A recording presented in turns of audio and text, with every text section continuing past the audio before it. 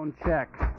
1, 2. The microphone check. 1, 2, 1, 2. The microphone check.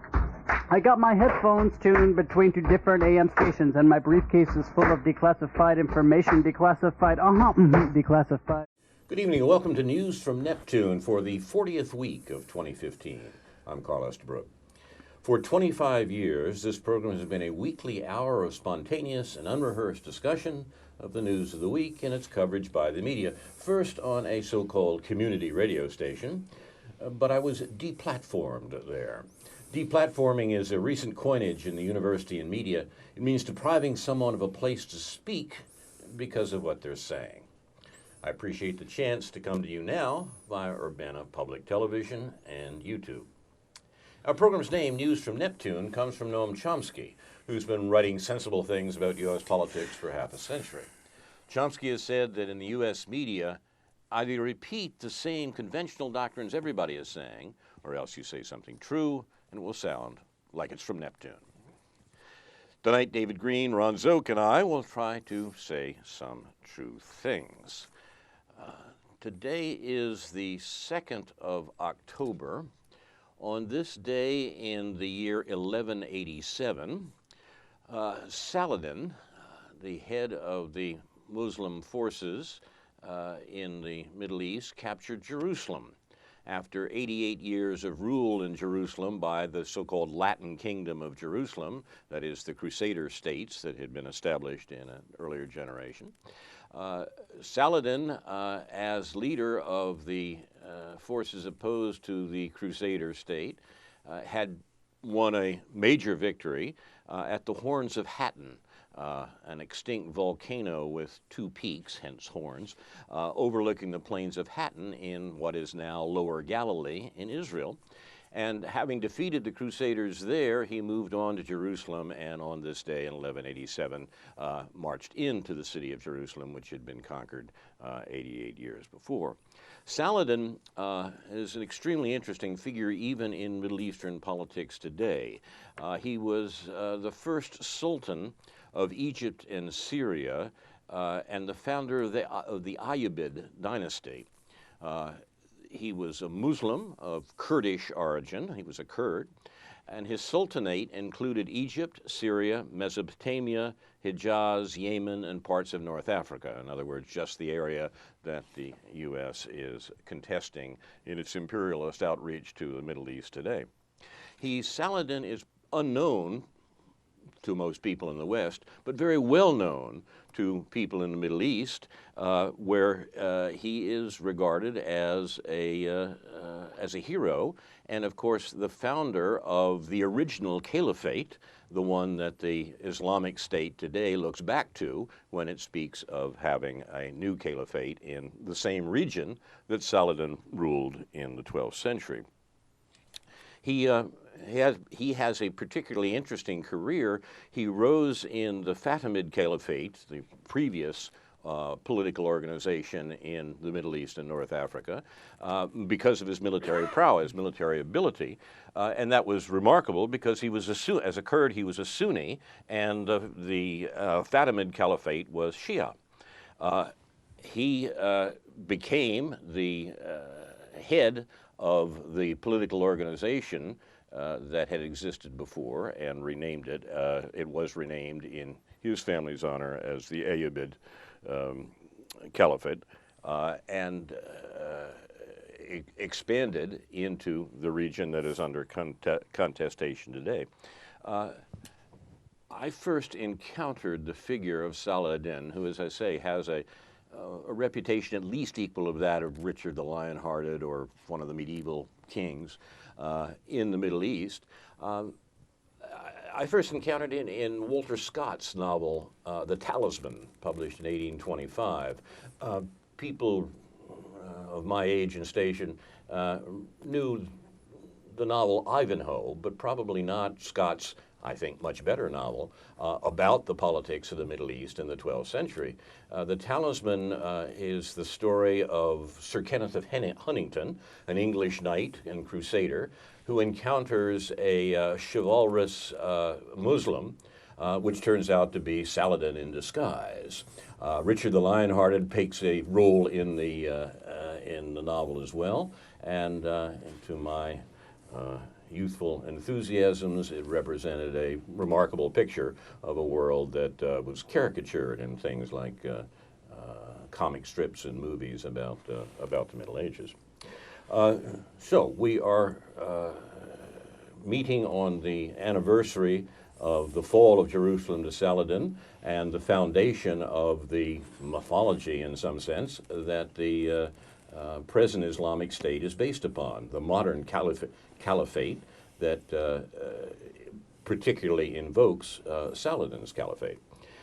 So you are listening to News from Neptune, an original Caliphate edition, and we're going to begin with a statement from David Green. Yes, I just wanted to refer to the shootings yesterday in Oregon by means of a kind of addition to what we previously said. Perhaps 3 or 4 weeks ago, we were talking about the origins of violence in this country and the culture of violence in this country and the possible ways to understand that in historical terms. And it occurred to me at some point after that show that I should correct myself in the sense that, in the same sense that we've been talking about racism on this program as something that does not have a life of its own, but in fact only continues because it's perpetuated by the institutional structure. I think we should also think about violence in the same way, and as much as it might be instructive and informative to look at violence, what we see as a peculiarly American penchant, especially for gun violence and especially for the kind of mass murder which we saw once again yesterday in Oregon, that we should place that not only in historical context, but ultimately the only reason this violence continues is because of conditions at the current time. These conditions have to be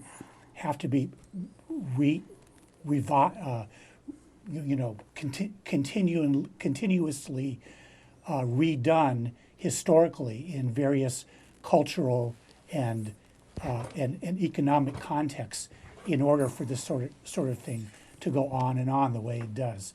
And I think ultimately, I think, and this is just a guess, I think hopefully an educated guess on my part, and that is that our country, given the nature of gun violence,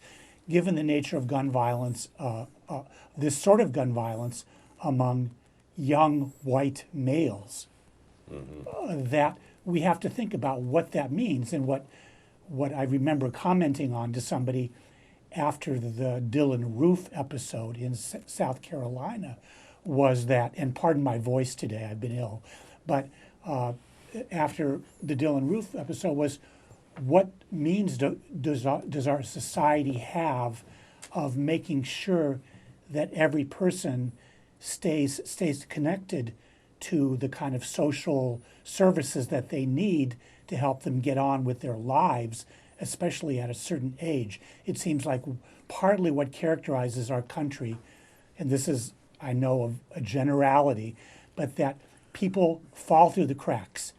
You don't have to be poor, you don't have to be black. People fall through the cracks and they go off, they get spun out, and the result of it is the kind of thing we saw yesterday, where nobody was concerned enough about whoever this man is, who I know nothing about yet. Perhaps we know nothing about him yet, I'm not sure. But that's just the comment I wanted to make in terms of bringing our understanding of violence into the present context, as opposed to relying on a kind of historical perspective, which is helpful in terms of our understanding of the history of slavery and the history of the frontier and all that stuff. I think that's, to have emphasized it formally was something that I wanted to offer this corrective to. Thank you, David. Comment on this, Ron? Yes. Well, there are a couple of directions people can go. At the time, I was commenting on the thesis in psychology that frustration leads to aggression, and mentioning that it had been very hard to get experimental confirmation of that, which is inherent in the case because you can't do experiments on things like that without deceiving people, and that will run you afoul of university research ethics boards and so on. So it's very difficult to actually research phenomena like that. But the other direction people go, I think, when they're frustrated concerning all of their ambitions and goals in life and so on, is drugs. And that's the other outlet for a lot of people. We are the most drugged society in the world, as far as I know. The figures seem to be that about 40% of the world's output of psychoactive drugs are consumed by Americans, who are 5% of the world's population. So that's the other direction it can take. Some people are into both violence and drugs, but anyway, our message for the day is, in spite of everything, have a good day. And I always like to reply to that, don't tell me what to do. Or, well, thanks, but I had other plans, right? Now, Ron, you brought us recently statues of Hegel's owl and an icon of Confucius. You want to explain today's example? Oh, this is just the ultimate banality of have a nice day. Aren't there a lot of these in Walmart or something? Yeah, But, I'm okay. afraid so. What kind of creeped me out the other night was that in looking at the lunar eclipse through binoculars, I saw an image kind of like that, and the moon took on this kind of happy face. It was kind of strange. It was an omen, right? That's disturbing. Yeah, look what happened. I mean, Yeah, and then Ron shows up with this. Yeah. it collapses before us. Yeah. On the horrible topic that you began with, David, I was taken this week after the murders in Oregon by a column that had been written actually a while ago by a woman called Kelly Wiltz in the Academe blog, which is usually about academic politics. But in this, she has a column entitled "Women Don't Do This: Why Blaming Mental Illness, Violent Video Games, and Gun Laws Won't Stop Another Mass Shooting." And she writes, "I originally wrote this column back in June in the wake of the Charleston shootings, but sadly the claims made here still ring true. We will never solve the problem of mass shootings in this country unless we get to the root of this problem. This is not about gun laws. This is not about violent video games. This has nothing to do with mental illness. Women suffer from mental illness. They do not commit mass shootings. Women play violent video games. They do not commit mass shootings. Women have access to guns. They do not commit mass shootings. We need to look at gender. Please take the time to read this, and authors like Jackson Katz, who spent his entire career devoted to discussing the destruction, there's a Freudian slip for you, the construction of masculinity and its relation to violence and mass shootings." And she concludes her introduction with "Peace and love to all in Roseburg, Oregon tonight."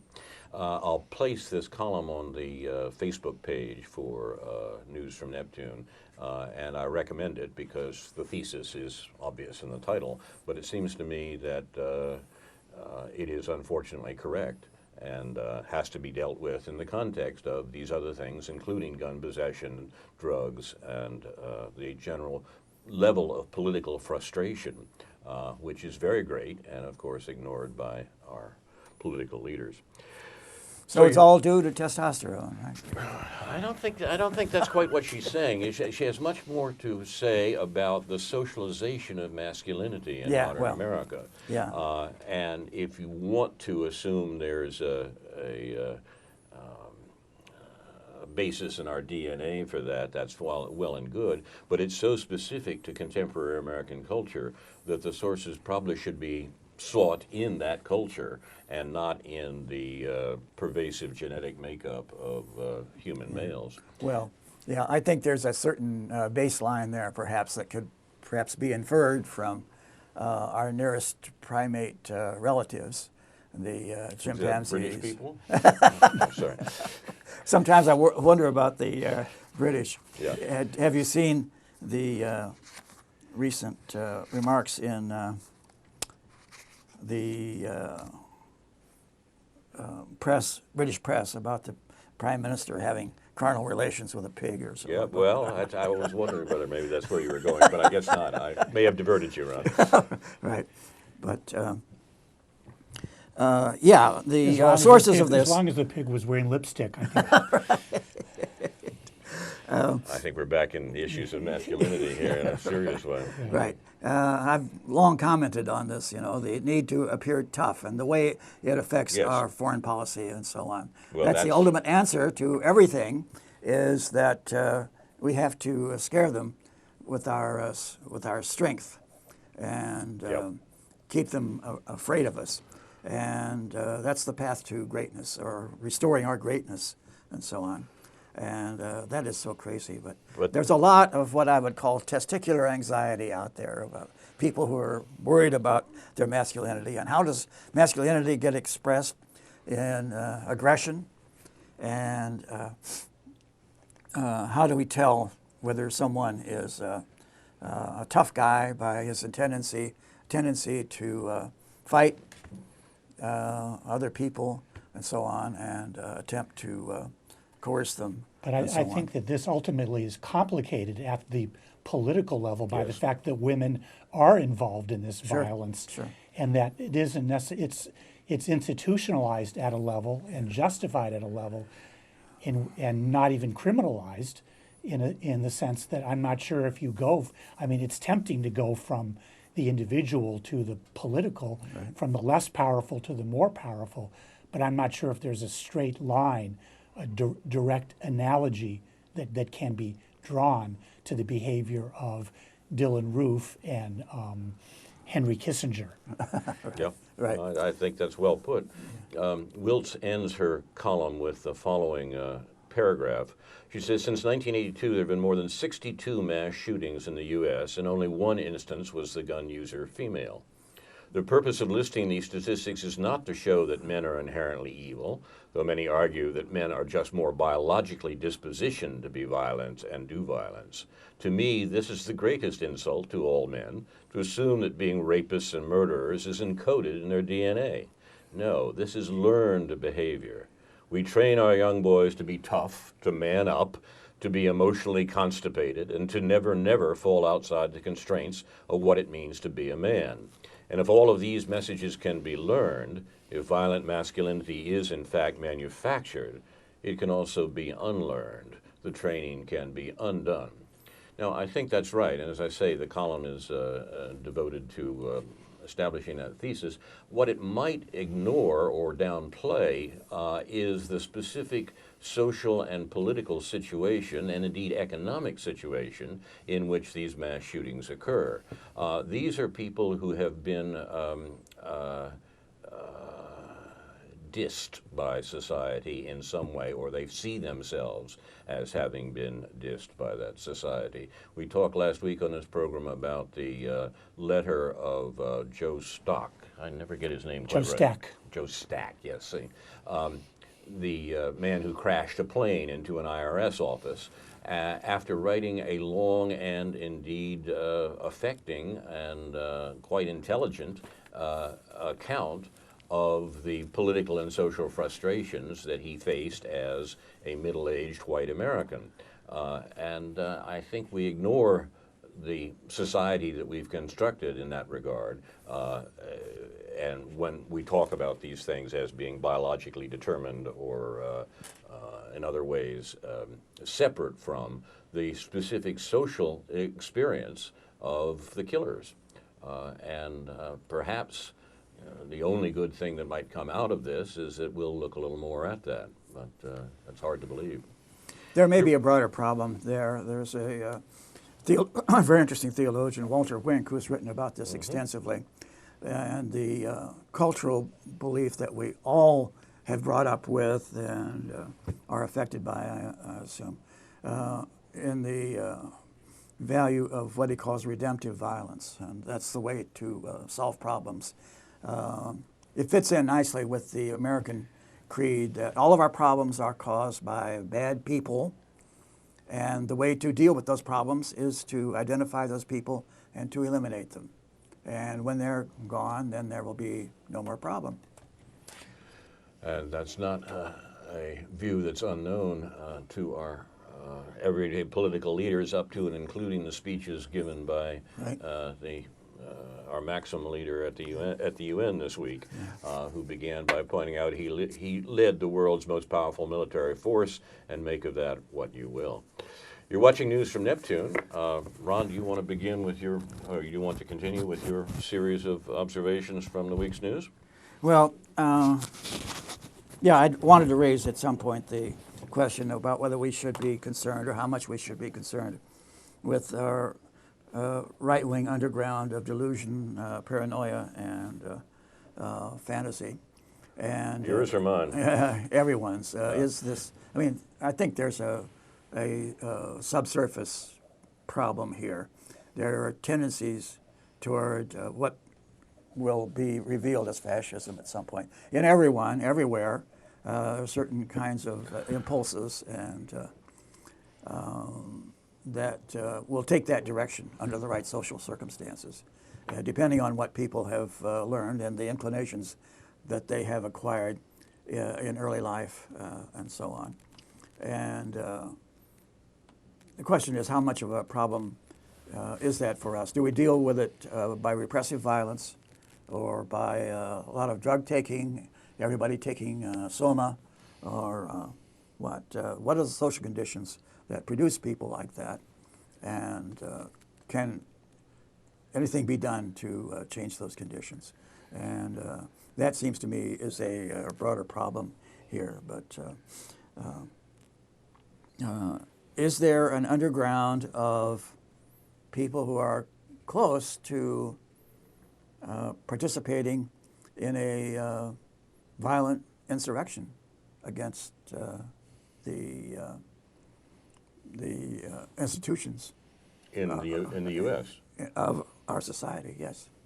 And you're going to get very differing, I think, opinions about that. But when I hear about some of the militias and right-wing organizations and so on, those that have bunkers and compounds in, let's say, Montana and Idaho and so on, is kind of scary.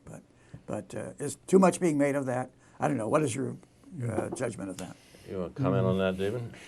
Yeah, it's kind of a tough one to handle sort of off the bat. I mean, I tend not to focus on that as a primary threat, other than it's a group of disaffected, again, back to disaffected groups of people in our increasingly unequal, economically unequal society that has to be remedied by a genuinely democratic society and country and government, as opposed to one that continues to be divided by elites, by elite behavior, given the passive complicity of many other, maybe not elite but privileged people, and that I tend to, in a sense, cut a break to. I mean, what Noam Chomsky has been saying about the Republican Party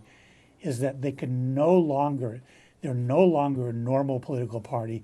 They can no longer appeal to their sort of quote unquote natural constituency on the basis of their economic program. They can only appeal to them on the basis of religion and guns and anti-abortion views and then anti-immigrant views. And I guess I would follow Chomsky in focusing on what the political manipulations of these elite actors are in relation to the kind of people that you're concerned about, Ron, who I wouldn't underestimate how what your concern is, but we see these lone shootings, but we don't necessarily see this massive armed action. We see what we see is a kind of perhaps a kind of community organizing, quote unquote, among dispossessed white people in place of the kind of organizing that might be done if people on the left could appeal to these people regarding their genuine grievances. And I think the problem actually, and part of our political leaders is in some ways more serious than that. It's been the case that while the transformation of the Republican Party is of the sort that you just described, David, what the Democrats have done is jump up and down and scream about the threat from the right.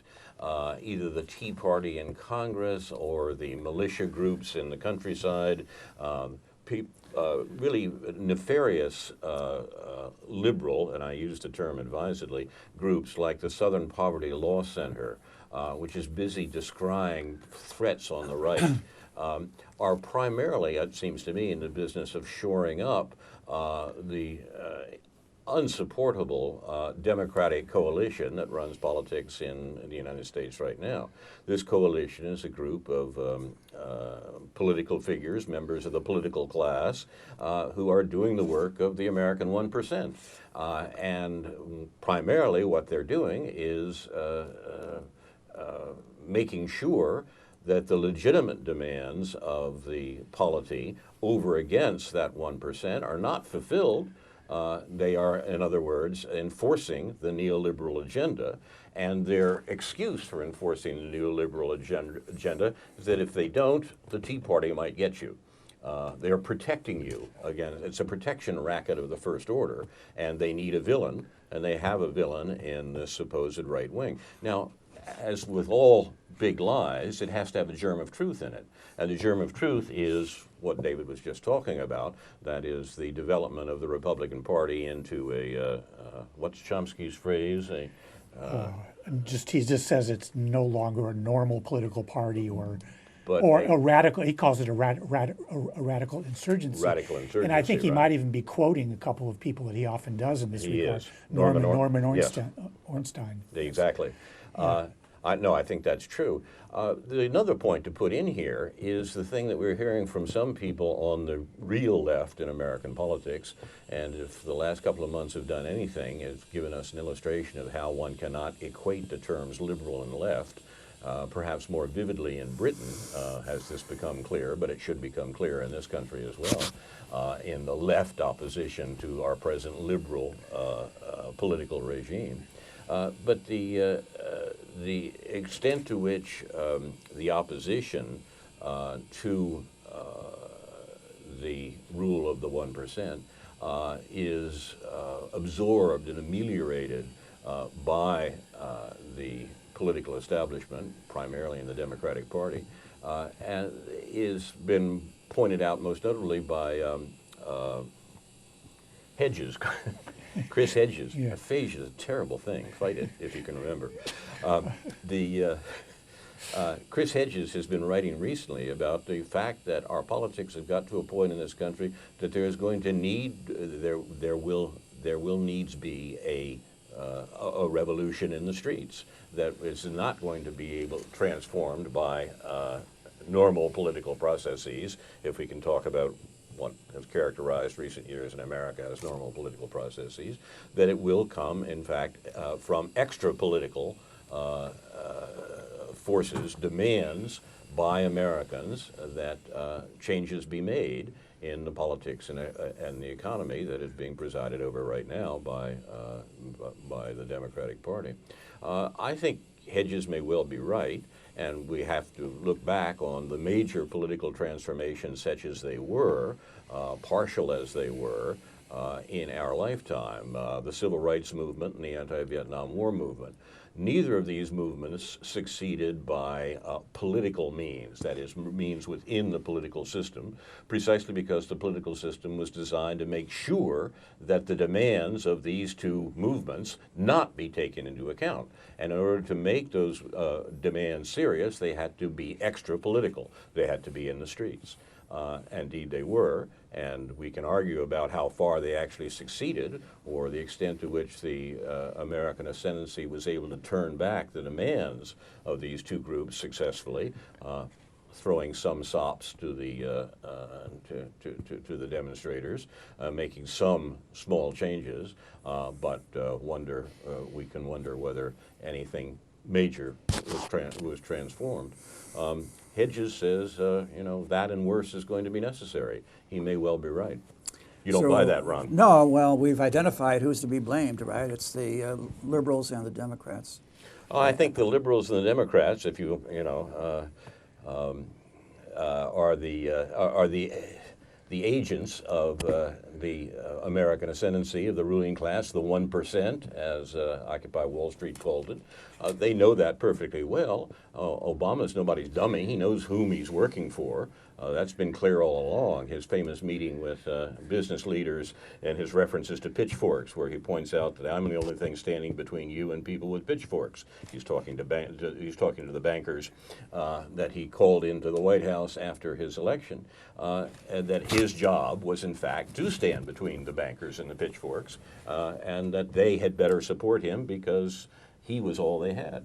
I think that's right, and another form of that was pointed out recently by the study we quoted last week from Gillens and Page at Princeton, where they spent an exhausting amount of time trying to find out whose political interests are actually served by specific actions of state and national government. They do a huge survey and publish it in the American Political Science Quarterlies. But what they determine is that for the vast majority of Americans, their political views literally have no effect on the outcome of on actual government. It was only 20% of the population at most that is able to get its writ to run at all within the government. That was an interesting figure because, of course, that's the classic definition of what was called the political class at the beginning of the 20th century. About 20% of the population who are the ones that the ruling class, the 1%, have to worry about. Gillens and Page at the beginning of the 21st century confirmed that with their empirical studies of American politics. Sounds right to me. But what it means is that 80% of Americans who, according to polls, believe that they have no effect on the decisions of the national government are right. So it's the liberals and the Democrats who are behind that and are to be blamed for it. But what? Are to be blamed for it. The liberals and the Democrats. They're the agents of it. I mean, look at the people who are running the national government. Well, I would add this sort of personal perspective on this, somewhat personal perspective on this and that. I grew up in a household where my father belonged to the B'nai B'rith, the National Jewish Fraternal Organization, men's fraternal organization, and the ADL, the Anti-Defamation League, was always a part of that. And my father was always a part of that. And he got literature, and I read that literature. And in the 1960s, what I learned from that literature was summarized in the title of one of the books, Danger on the Right. I learned all about the John Birch Society, about Christian right-wingers like a man named Dr. Fred Schwartz, and Dan Smoot, and the Hunt brothers, and all these other people that seem like mild precursors to what has become the radical right since the 1960s in this country. But in the meantime, the ADL, under Abraham Foxman for all these decades, I think he's on the way out now, but for all these decades, Abraham Foxman, of course, as is well understood, has focused much more attention on anti-Semitism on the so-called left, or the pro-Palestinian left, or however you want to put it, the whole shift of the ADL as sort of somewhat analogously, there's a relationship to your critique of the Southern Poverty Law Center involved here, that the focus has been on the left, of marginalizing the left. There's still a concern given to the right, to hate groups on the right, to the Ku Klux Klan, but much more genuine, meaningful attention given to what Abraham Foxman in the ADL and the Israel lobby sees as threats to what? They see the pro-Palestinian movement as threats to American hegemony in the Middle East, of Israeli hegemony in the Middle East. So we've seen a strange, maybe not a strange, but a process here, which I think even is even reflected in the nature of the way the human rights organizations operate, that has been critiqued recently by Norman Finkelstein in their coverage of Gaza, Amnesty, and so forth. Human Rights Watch, he's also critiqued Human Rights Watch. These organizations, which represent by and large established interests, have to be, in order to keep going and keep their funding, have to be very careful in terms of who they offend, what powerful people they offend. But it's not just that. They have an agenda of their own. It's not a particularly radical agenda. It isn't a transformative agenda. There are groups that are worth supporting in spite of the criticism of them. Perhaps the ACLU is one of those. But there are real problems. There are real political problems in the way things have laid out in this country in relation to the left and genuine challenges to power, as opposed to just sort of managing the dissent and the discourse around that.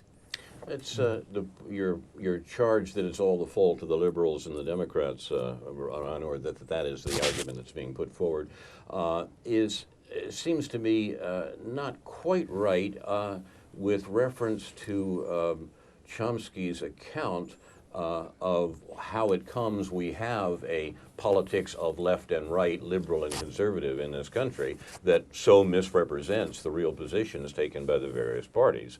Chomsky said a good long time ago, I'm quoting now from his book, The Common Good, "The smart way to keep people passive and obedient is to strictly limit the spectrum of acceptable opinion, but allow very lively debate within that spectrum.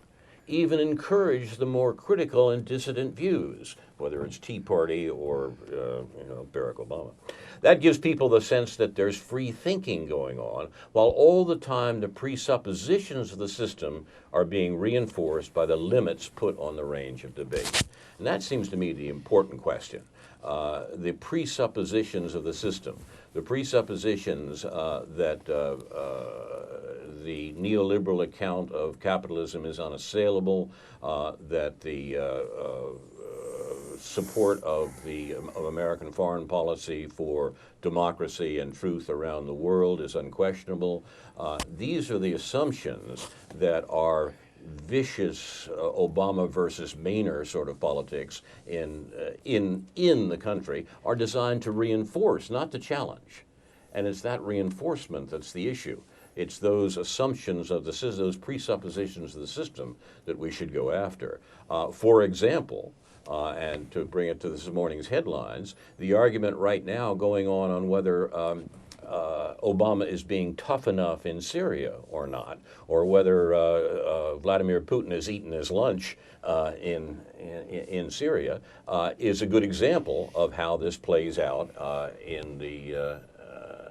in our public discussion in this country. Charles Krauthammer has a typical column in this morning's News Gazette in which he points out that as far as he can tell, Obama's weakness and fecklessness has meant that Putin has won all the marbles in Syria, and there's nothing more to be said about it except that we need a president strong enough to kill more people in Syria, or we are going to end up looking foolish, and Charles doesn't want to do that.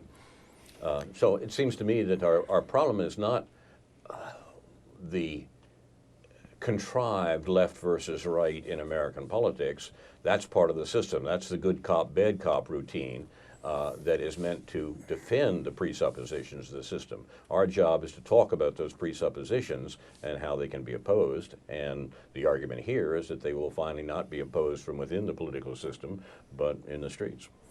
Okay, well, doesn't it come down then in the minds of most people to good guys versus bad guys?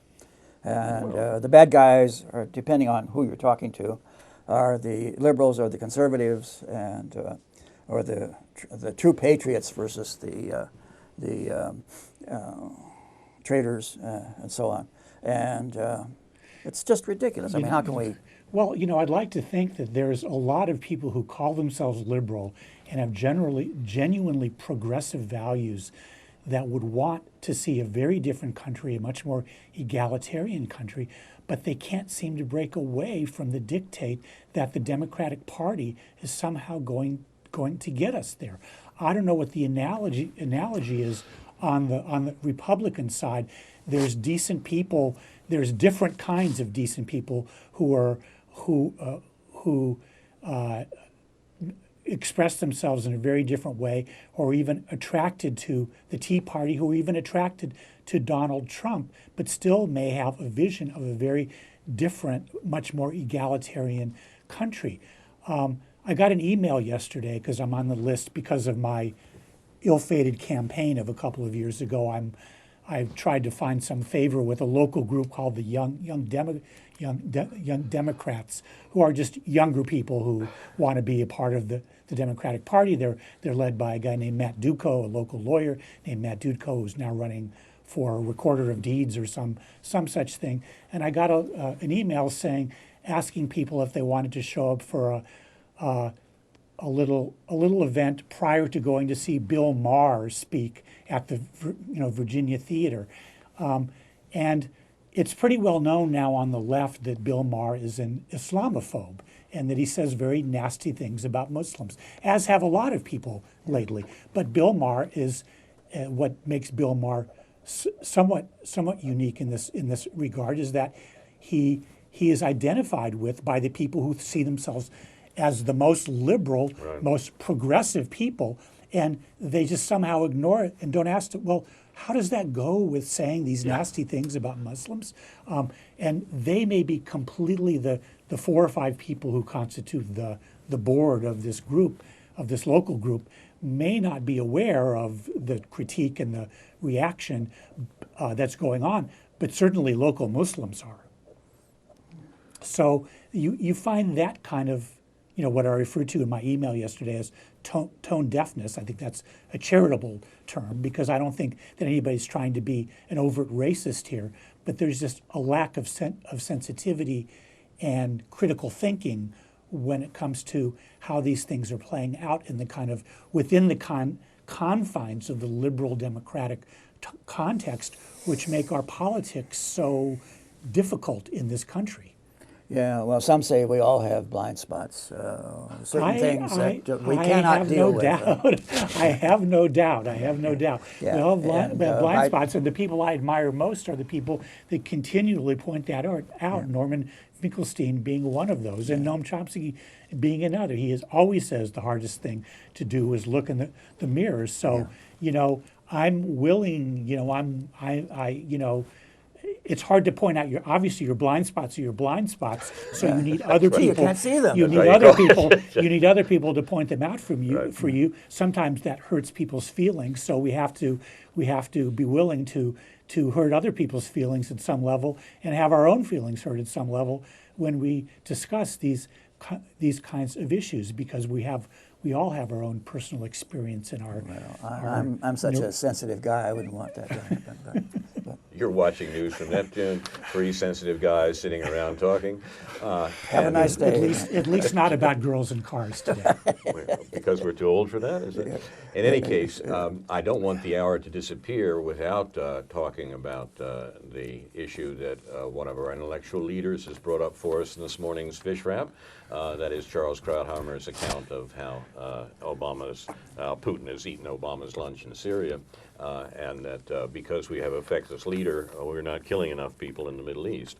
What do you make of the Russian actions in the Mideast and the discussion of them, such as it is, by American and Russian leaders? Comments, gentlemen? Well, I regret any show of military power and aggression and so on, but that applies equally to all sides of every question, I guess. So I wish they hadn't done it, but You're talking about the Russian yeah, the attacks. bombings and whose terrorists they are. You know, are they our terrorists or their terrorists? exactly. Or Right. what? The whole thing is so confused now that I despair of saying anything sensible about it. I disagree with your premise, I think, Ron, the notion that it's confused or in terms of the goals and the means set towards those goals by the actors on either side. I don't think they're confused. I think they're doing a great deal to confuse the public in this country and indeed around the world about what they're doing and why. But that's part of the general propaganda regime that we live in. I suggested last week that one could do far worse than put Obama's speech at the UN side by side with Putin's speech at the UN and read them and try to see which was more full of fantasy, which one had more fantastical elements, which one was closer to an account of the situation. I think it's very much Putin's speech, not because Putin is an angel and Obama is a devil, but because the propaganda forms in each case take different forms. You might almost argue that in the major political confrontations throughout our lifetime, the weaker party has almost always been the more truthful party. It's the stronger party that has to cover over what it's doing because what it's doing is nefarious, and it's the weaker party that is having that done to it that has to try to say, look what's happening. Whether we're talking about the political confrontations of the 20th century or the 21st century. That may be what we're looking at here. But I want to suggest that what's going on in Syria is not a matter of stupidity and incoherence. It's a matter of viciousness and the contest over imperialism. What the U.S. is doing in the Middle East has been defended throughout our lifetimes as response to terrorism and so forth. This is simply false. What the U.S. is doing in the Middle East is trying to control the economic situation for the benefit of the American ascendancy. What Putin and the Russians are doing in the Middle East is a little harder to describe because their situation is not dominant as ours is.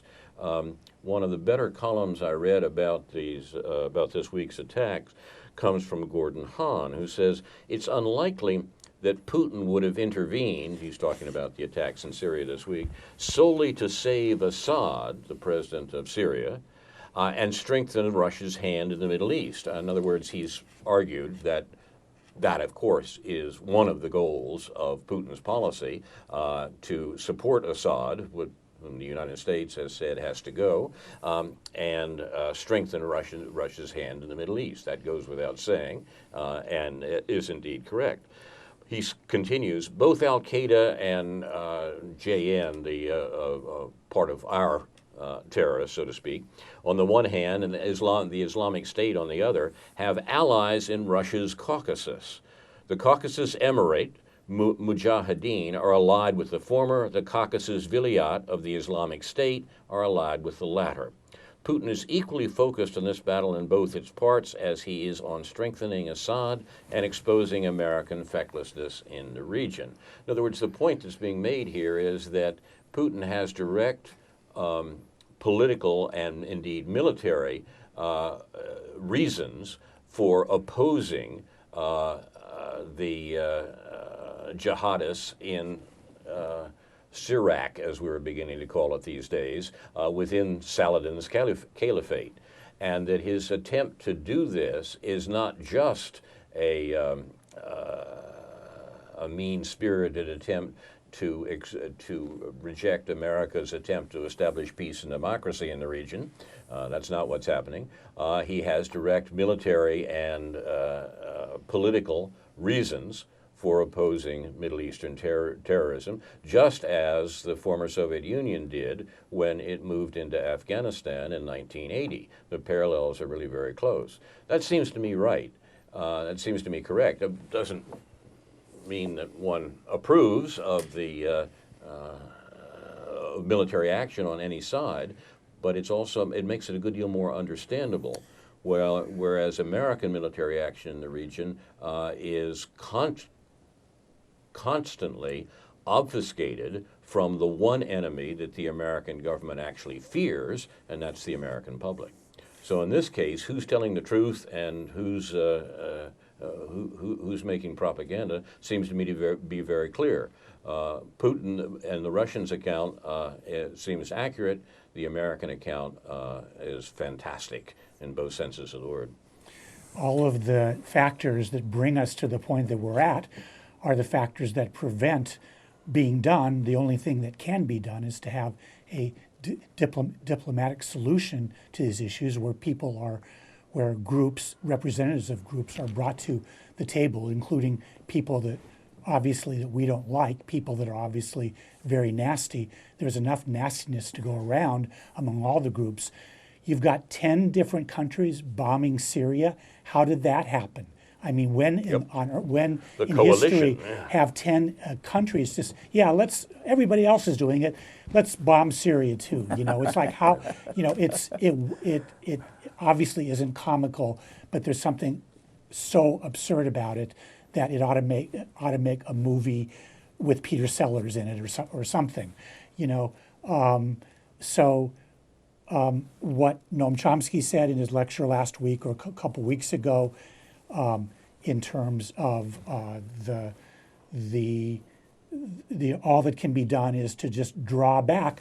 But again, those are the reason we're in there is because we don't know how to draw back, is because the leaders of our country weren't capable at the very start of the Arab Spring, when some of Syria's people quite understandably rebelled against Assad's rule. We didn't have the diplomatic capabilities to go in and be a peacemaker and say, let's get some people to the table and figure this out. No, that's the last thing that our leaders would ever think of doing. And apparently they had opportunities even at that time, that Russia proposed opportunities to bring people to the table. And it's people, and maybe it's people like Charles Krauthammer and Obama's alleged critics from the right that are part of this problem. But Obama's the president. He's been president for almost 7 years now. So it seems like, you know, he ought to own some of this stuff. He has to a certain extent in relation to you know, Iran and the Iran deal.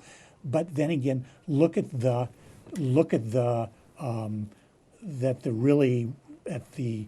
militant language he used in his UN speech the other day, or look at, I don't know, militant, the very sort of petulant and really, you know, aggressive language that he used, as opposed to taking the role of a genuine peacemaker, which he is simply not capable of doing. Wouldn't that show that we're weak if we take the role of a peacemaker? Well, you know, and I don't think consent to talk to those I don't people? think it's about again. I don't think it's about Obama personally. It's about the office he Well, holds. the media will always try to turn it into that, personalize it, and Obama versus Putin, for example. Well, we're led astray. We're led astray when the media does And does Putin really want to save Assad's behind? I can't see that at all. Russia has certain interests. Of course it does. Interests in the in Syria there, including its big base, naval base there at Tartus, and he was going to protect Russian interests there in the Middle East generally.